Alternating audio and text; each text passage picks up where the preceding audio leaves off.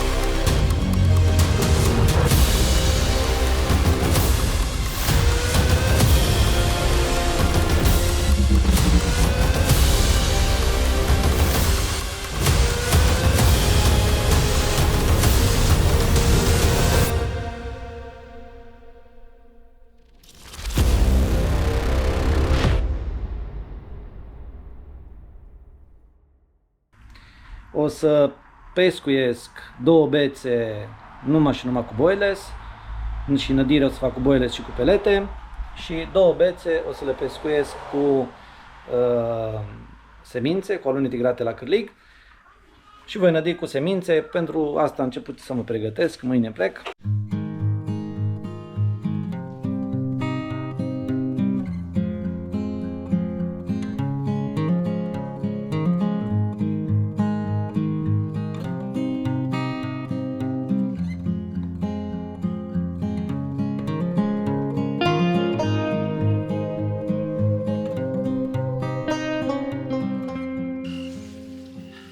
Ce am plantat bețele, un pește de 16 kg, un crab la boiles, 1-0 pentru boiles. Să vedem ce o să ne aducă partida. Și ca semințele să nu se lase, imediat după ce l-am prins pe peștele de mai înainte, tot în prima seară, au făcut egal semințele 1-1 la lună tigrată. Cel de dinainte nu l-am aplicat corect, a avut 18 kg, ăsta are 15 kg.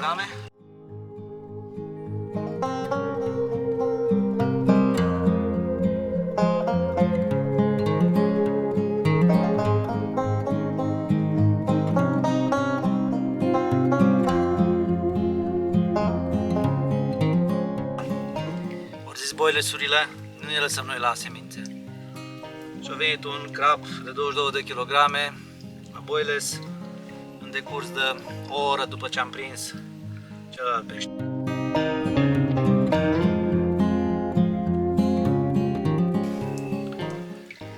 Uitați-vă cât de frumos este, 19 kg.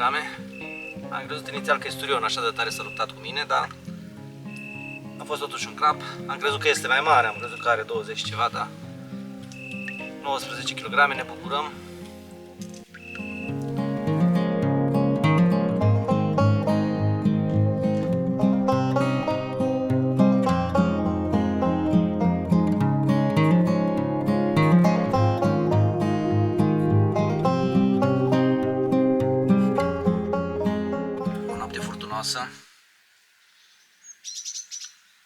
Mulți pești, multe trăsături, puțin somn.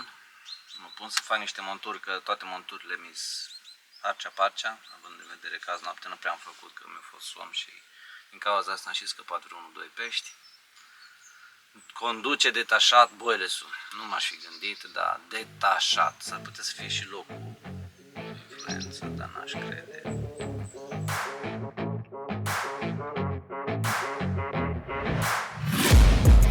Taking shots at the enemy. I'm gonna make it to the top, leave a legacy. If I got something to say, you better let me speak. Turn it up a new degree, bitch, you ain't seen anything. I pop off with the new rock, electronic, blow the sonic roof up. I'm too honest when I take a few shots. They're too toxic, need to take a new song. You cannot save me. Sturion. Am prins un sturion. Peștele dragon, cum zice Copilul.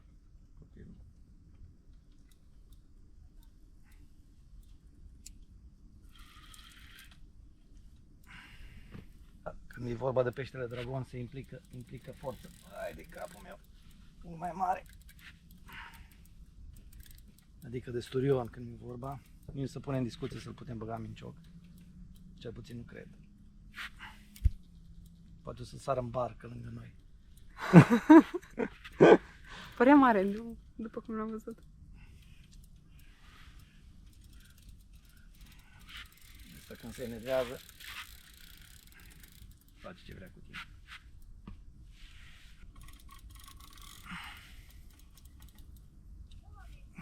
Nicu, mă gândesc la tine acum, în povestea de la Big Car Play, când ai fost singur în barcă și te-ai dus până acolo pe 6, mai ții minte? Dacă vă interesează povestea, uitați-vă să vedeți la filmările care le am la Big Car Play, chiar prima postată anul ăsta, când Nicu a prins un sturion de 50 și ceva de kilograme.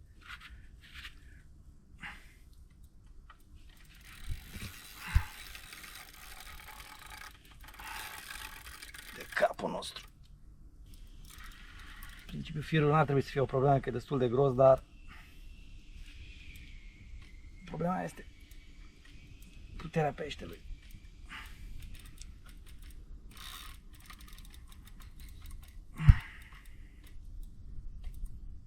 Capul nostru.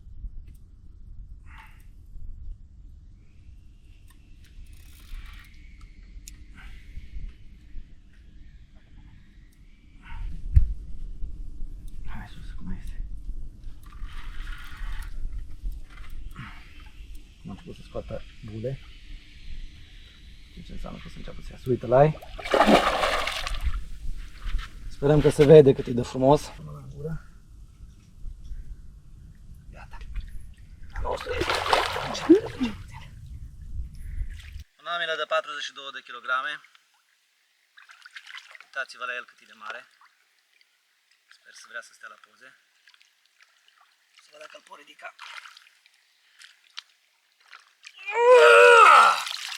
Uite-l ai!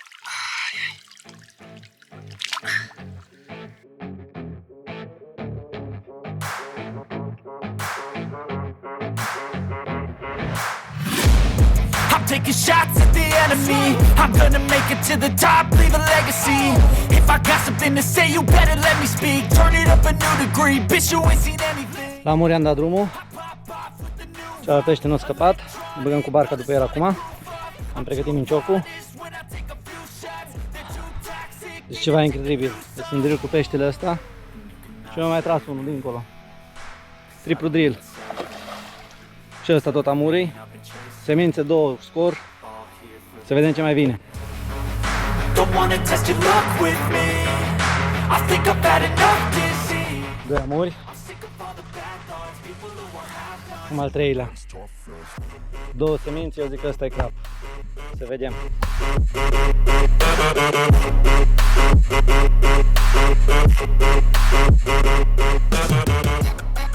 Trei pești. Unul după altul. Singur. Fără nimeni. Când eram în barcă cu unul, trăgea la celălalt. Când eram în barcă cu unul, trăgea la celălalt. Noroc că a venit Robi, administratorul de aici, și m-a ajutat puțin. Au recuperat puțin semințele, 2 pești, 2 amuri, unul după altul. În momentul de față, dacă nu mă înșel, trebuie să mă uit puțin. Cred că îi... A, da, un crab de 24 de kg, să nu uităm, cel mai mare până acum, la boiles.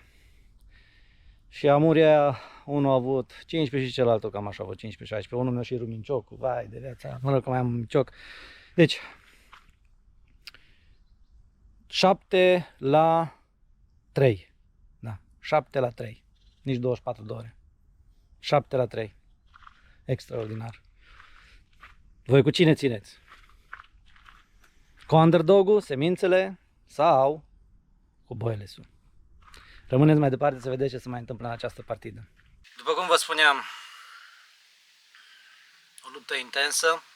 Mă pregătesc să bag bețele. Haideți să vă arăt ce pescuiesc. Astea sunt seminți ce folosesc, alunile tigrate. Ca și momeala de cârlig, La semințe folosesc doar alune tigrate. Cel mai simplu mod de pescuit, cu rigid, din cauza că sunt plătit și nu doresc să-mi deranjeze montura, deși la această partidă vreau să vă zic că nu am fost deranjat deloc de plătiți, bat în lemn, sper să nu vină de acum înainte. Al doilea pește, adică al doilea pește dintre cei doi amuri au intrat pe alune tigrate. O să vă arăt montura exact care a fost în gura peștelui, crapului de 20 de kg, 24 de kg. Vorba de o bilă de 22. Am furtări de la Masco Baits. Încă un pește, la o oră, semințe. Cel puțin acum cât obosesc peștele.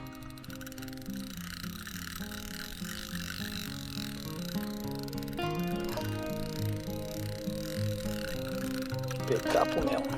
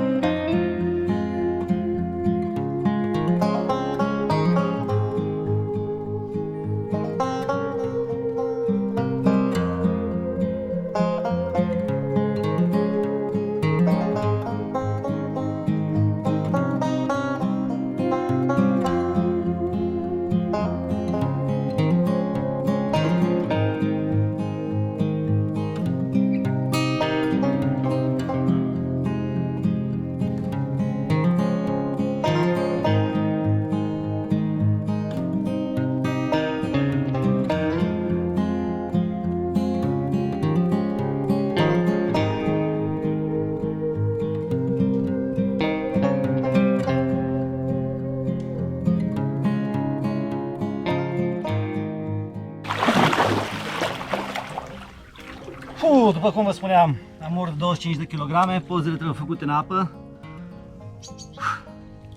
Uite-l-ai! Uite-l-ai, mă! Uitați-vă cât e de mare! Ăla-i, bă, băiatul! Uite-te la el! Excelent!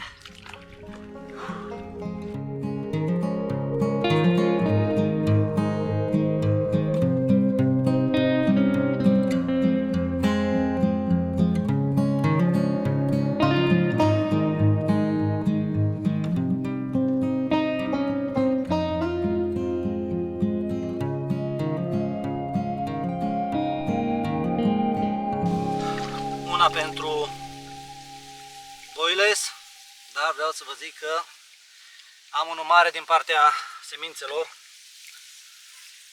unul peste 20-25 de kg, zic eu, 16 kg, boilers. Avem unul mai mare mai în spate, dăm drumul la acesta, un crab de 25 de kg, care a venit la alune, să sperăm că să stea.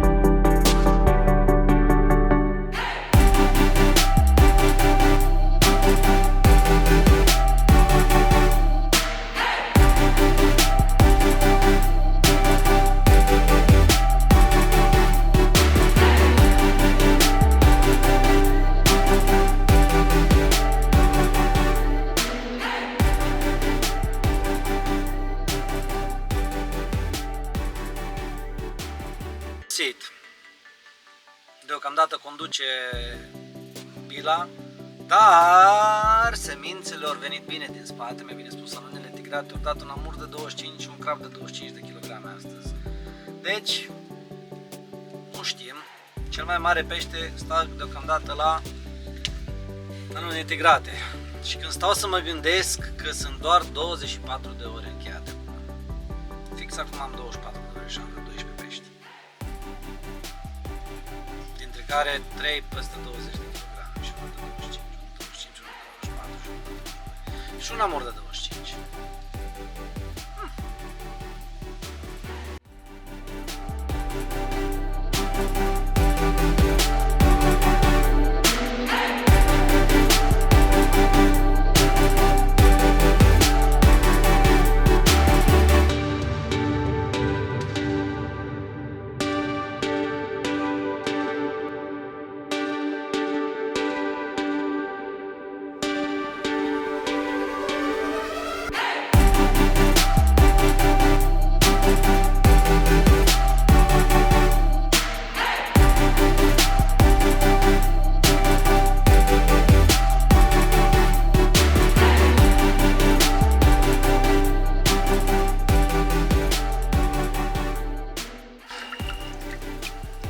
De kilograme jumate, aduce ceva 11 la 6 pentru boilesuri,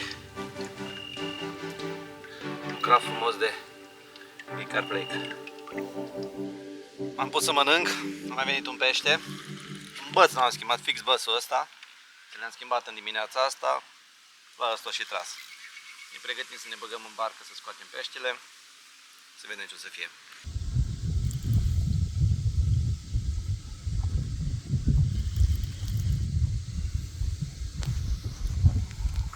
Avem un nou pește la boiles. Noaptea asta a fost cam obositoare. Am prins 3 sau 4 pești, dar eram deja obosit de ieri. De aceea la un moment dat n-am mai băgat bețele înapoi. Asta a fost pentru bețele care au rămas și se pare că așa a avut trăsăturile alea. O să mergem puțin mai în față ca să nu deranjăm vecinii.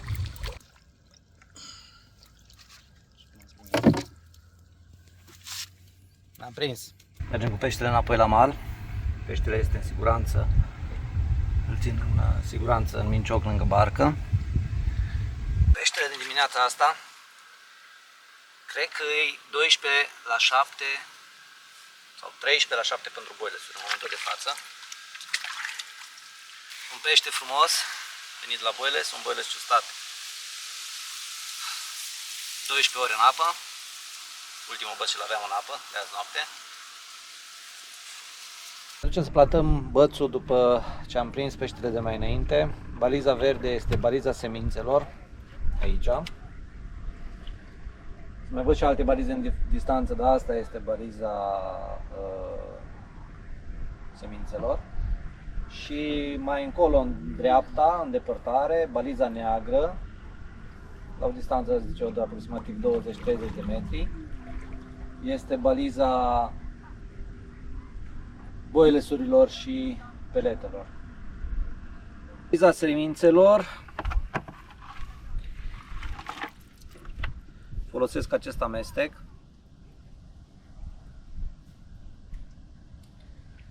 De alune, tigrate, porumb, cânepă, rapiță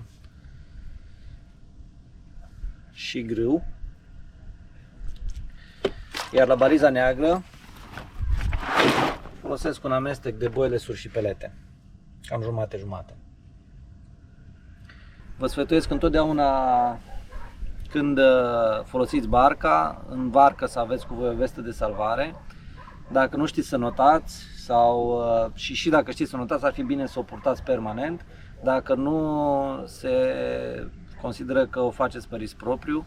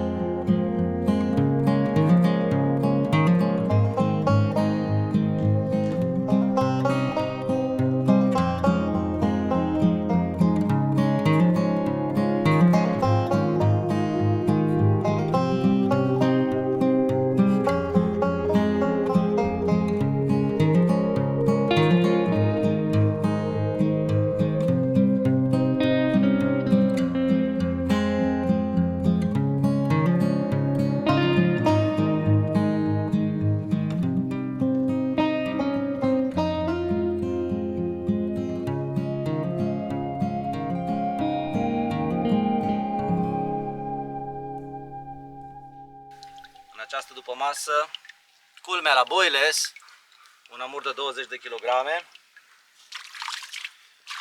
Frumos. Haideți să încerc să văd dacă o să vrea să coopereze la poze. Se pare că nu prea. Hai de capul meu cât e de lung. Nu știu dacă se vede.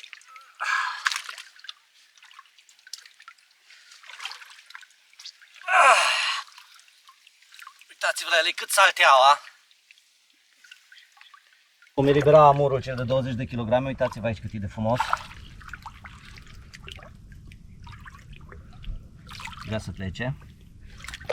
Ceea ce e un lucru bun, că amurii în general sunt mai pretențioși. Lăsăm să plece.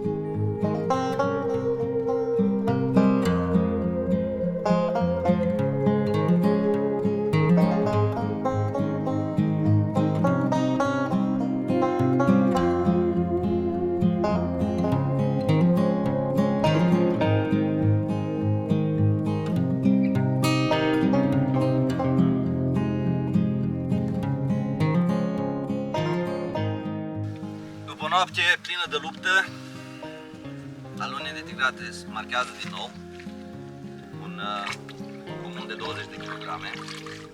Nu știu al câte le pește peste 20, cam 5 le pește peste 20. O să ridic să vi-l arăt la poze.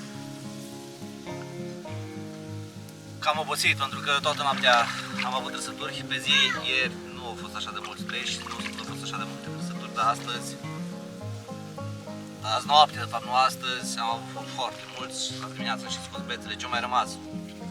Două bețe, la unul dintre ele tras ăsta, la lună tigrată, de 14 kg, care aduce scorul de 19 la 14 pentru boilesuri. O să vi-l arăt, a venit seara.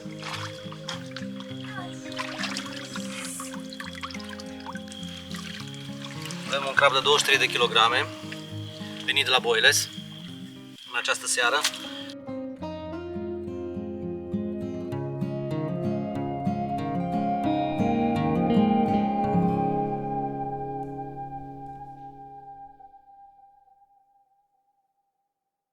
Ultima zi aici pe Big Car Play, mi-am luat telefonul și o să vă spun care e situația în momentul de față.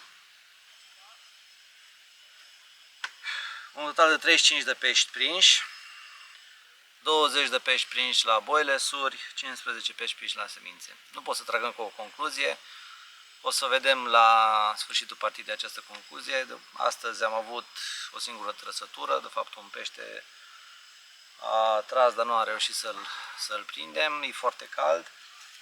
Așteptăm să vină seara, că de obicei după ce se lasă seara încep să devină mai activ și să înceapă să mănânce pe fund.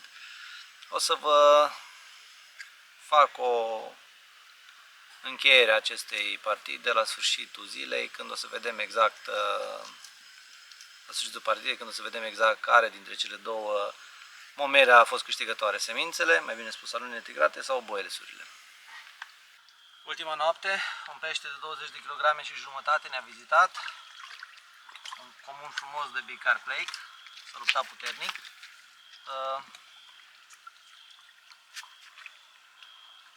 Doare puțin degetul, deoarece am reușit să-mi introduc un cârlig în mână. Uitați-vă cât de frumos este.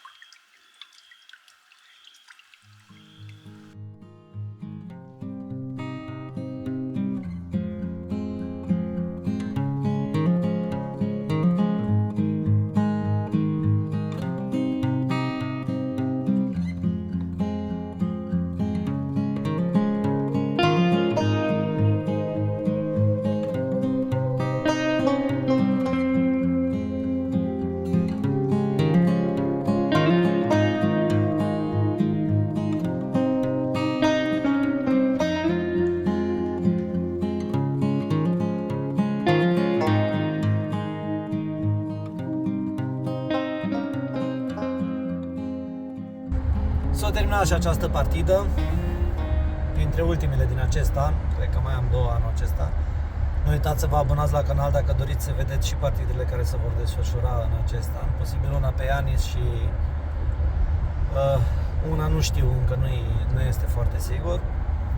Testele de nadă s-au încheiat și pot să vă spun că a fost o partidă reușită, una din cele mai reușite în acest an.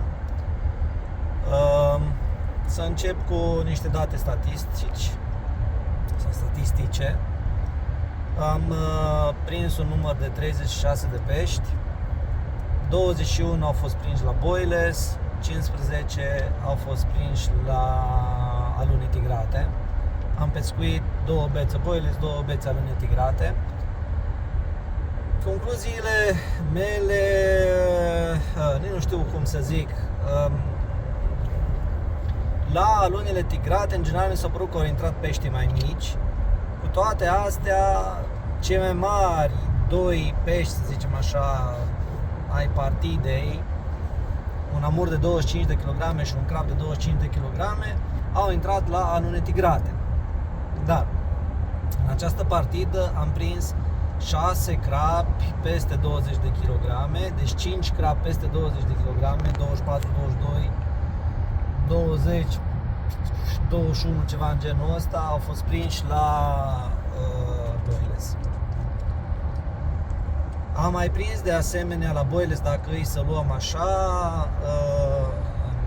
2 somi de 21 de kg ambii și un sturion de 42 de kg, dar astea nu făceau parte din speciile vizate.